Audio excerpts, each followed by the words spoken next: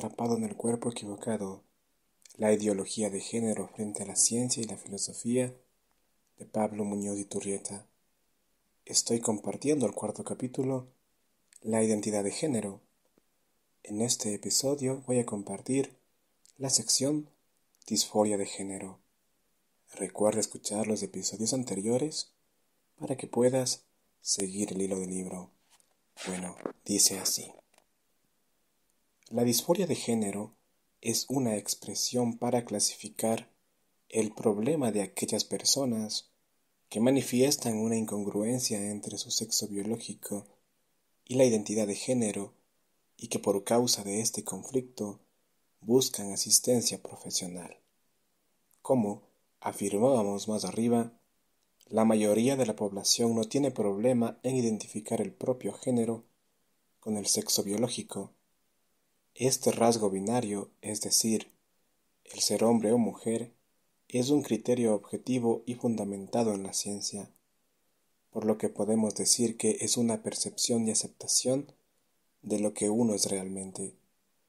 Con respecto a la llamada identidad de género, sin embargo, el criterio que se emplea es uno absolutamente subjetivo, según el cual el rasgo binario, ser hombre o mujer, no corresponde con la autopercepción de la persona.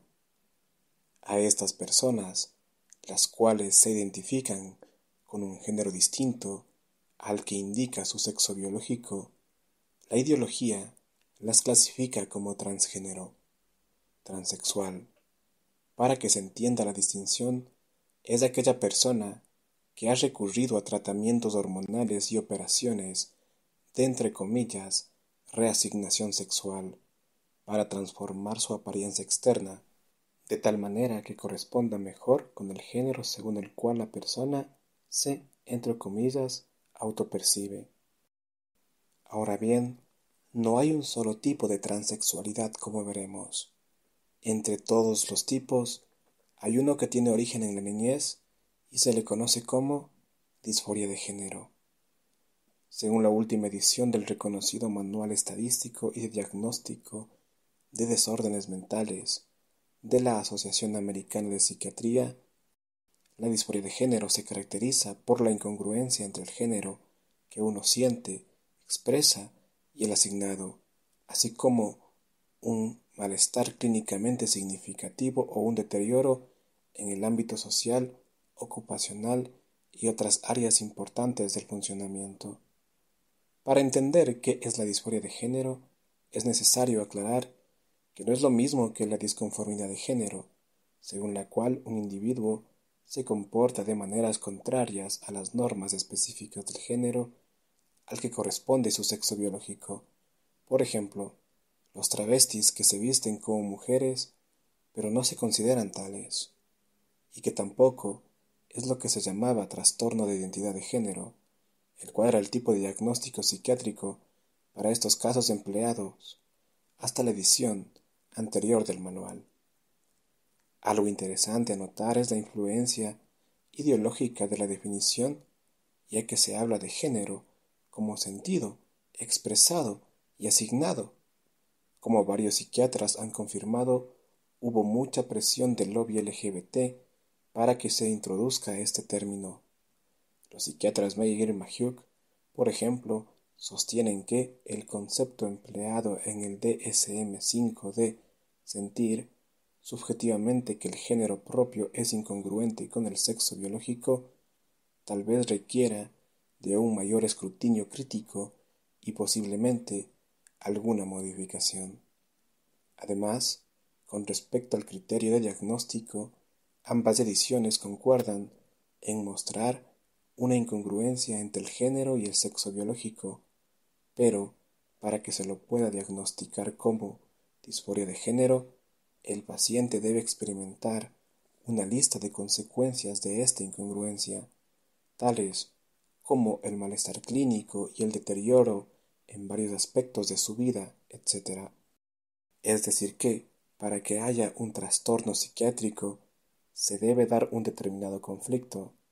La consecuencia de esto es que, si un varón biológico que se identifica como mujer no experimenta un malestar psicosocial significativo derivado de esta incongruencia, entonces no se puede hablar de que padezca un trastorno psiquiátrico.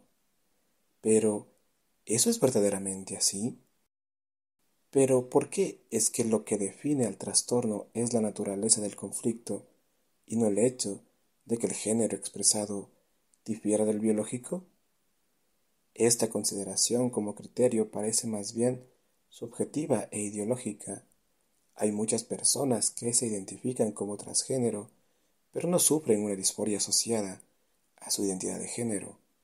Sin embargo, es común que pidan asistencia psicológica o psiquiátrica debido a otros problemas psicológicos, como la depresión y la ansiedad. Además, está el hecho de que cantidad de personas que han realizado tratamientos hormonales y operaciones de reasignación de sexo continúan experimentando los mismos problemas psicológicos que padecían antes de comenzar el tratamiento. El manual afirma que los criterios para identificar la disforia de género en niños se definen de un modo más concreto y con respecto a la conducta que en adolescentes y adultos. Es decir, un criterio para diagnosticar la disforia de género en un niño es el que tenga una conducta que se asocie con estereotipos del género opuesto, como el varón juega con muñecas o prefiere vestirse de rosado. El malestar clínico debe estar presente, pero se incluyen también conductas tales como el experimentar una marcada preferencia por juguetes, juegos o actividades habitualmente utilizados o practicados por el sexo opuesto. Y aquí tenemos un serio problema, porque con estos criterios podemos diagnosticar falsamente a una niña que simplemente es machona o a un niño que por cuestiones temperamentales no es brusco ni le gusta jugar con juguetes típicamente varoniles. ¿Qué pasaría en una situación así si la maestra denuncia ante servicios sociales que el niño padece disforia de género y no es apoyado por sus padres?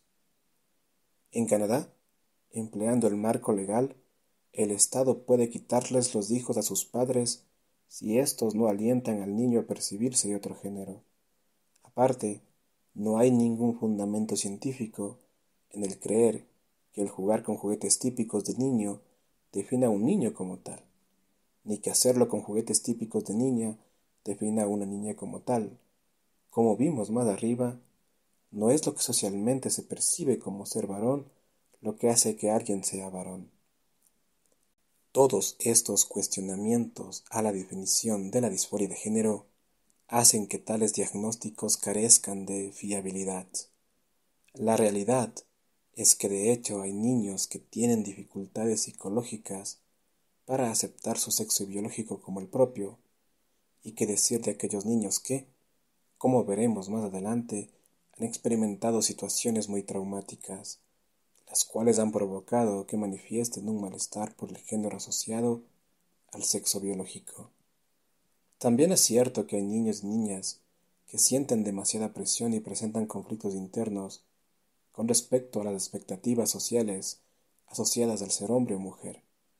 Por ejemplo, en el año 2001, dando clases a adolescentes de 13 años en Estados Unidos, este autor notó que los jóvenes venían a clase con un bebé de juguete que les habían entregado en la escuela para que lo piensen 2 veces antes de quedarse embarazadas. El dicho bebé lloraba toda la noche si no lo mecían, debía dársele la mamadera y cambiarles los pañales a determinadas horas. Así se sometía a niñas de 13 años que no estaban preparadas ni psicológica ni biológicamente para esta tarea. El resultado, pues terminaban odiando ser madres. Una de ellas entre lágrimas me contó que se hartó de llevar el bebé y que había decidido no tener hijos, por lo que sus padres se habían enfadado enormemente con ella. Obviamente que el plan detrás de todo era crear traumas en estos jóvenes con respecto a la maternidad. Si no cumplían con la tarea de atender al bebé, reprobaban la materia. ¿Se imagina de qué materia se trataba? La archiconocida educación sexual integral. Más bien la deberían llamar trauma sexual integral. Este es un simple ejemplo para mostrar cómo un joven puede fácilmente desarrollar una mentalidad negativa ante una experiencia adversa. Aquí también habría que tener en cuenta las distintas patologías intersexuales que pueden estar relacionadas y contribuir a problemas de identidad de género. Patologías intersexuales son aquellas que se manifiestan por síntomas tales como la presencia de genitales ambiguos a causa de anomalías genéticas. Ya hemos mencionado algunos de estos casos en el segundo capítulo. Brevemente, podemos mencionar el síndrome de insensibilidad a los andrógenos, padecido por el feto masculino con cromosomas de XY y causado por la carencia de receptores de hormonas masculinas, por lo que no se desarrolla el sistema reproductor y en su lugar aparecen características sexuales secundarias femeninas. Muchas veces se cría a estos bebés como niñas, siendo que carecen de ovarios, no menstruan y, en consecuencia, al no haber desarrollado los órganos sexuales externos, son estériles. Otro trastorno de desarrollo sexual, ya mencionado, es la hiperplasia suprarrenal congénita, que en el feto femenino puede derivar en la virilización genital o masculinización del feto. Otras anomalías genéticas en el desarrollo sexual son el mosaicismo genético, el cual es una alteración genética en la que, en un mismo individuo, coexisten dos o más poblaciones de células con distinto genotipo, dos o más líneas celulares, originadas a partir de un mismo cigoto, y el quimerismo, en el cual algunas células provenientes de distinto material genético, dos o más líneas celulares y de diferentes cigotos. Esto ocurre, por ejemplo, cuando dos gemelos provenientes de distintos cigotos se fusionan en una etapa temprana de la gestación, de tal manera que algunas células del cuerpo contienen cromosomas de XX y otras de XY, las cuales pueden conllevar una considerable ambigüedad de las características sexuales. Por ejemplo, tener un pecho masculino y otro femenino, e incluso tener gónadas y órganos sexuales, tanto masculinos como femeninos. Dejando de lado si los criterios para establecer la disforia de género son acertados, ciertamente que de fondo tenemos una serie compleja de factores que llevan a la persona a sentirse como en el cuerpo equivocado. Es una realidad que hay personas que padecen ese trastorno. Eso no lo podemos negar. El problema es que por medio de los medios y la educación se está imponiendo una ideología que no tiene ningún fundamento científico y se trata de darle una justificación por medio de elucubraciones pseudofilosóficas sin fundamento. La ideología de género, en definitiva, es un sistema de creencias que cada vez más se parece a un dogmatismo ciego, un culto, un tipo de gnosticismo moderno que niega la realidad física para darle lugar a falsas percepciones y que el Estado impone a los ciudadanos, así como si fuera una religión oficial. Y cuando se politiza la medicina, la que pierde es la medicina, no hay dudas. A esto hay que remarcarlo una y otra vez. La agenda del movimiento LGBT no tiene nada de científico. Los propulsores de la ideología del género usan un lenguaje que suena a científico para camuflar su verdadero rostro. Y hay de aquel que se oponga. La paradoja es que se lo considera como enemigo de la ciencia o de estudios, entre comillas académicos, de género, lo cual equivale a un dogmatismo craso. En cambio, en la introducción y definición de la disforia de género, dejo de lado un aspecto esencial para entender el fenómeno. En la edición anterior del Manual Estadístico y Diagnóstico de Desórdenes Mentales DSM-4, este fenómeno se clasificaba como desorden de la identidad de género, el cual se diagnosticaba como un trastorno o desorden a aquellas personas que manifestaban una incongruencia entre el sexo biológico y el género experimentado.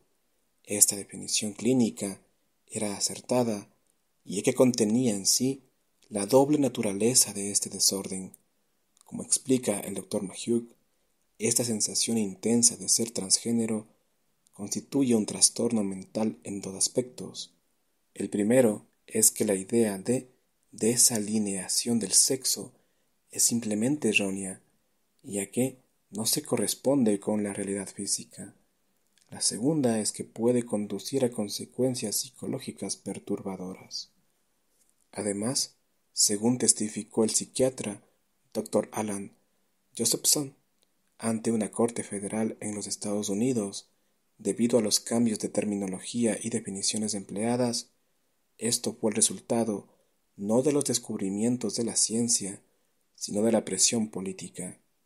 Los cambios en la nomenclatura en esta área no fueron iniciados por el resultado de información científica, sino por el contrario, fue el resultado de cambios culturales que alentaron intereses políticos en grupos presentes dentro de organizaciones profesionales.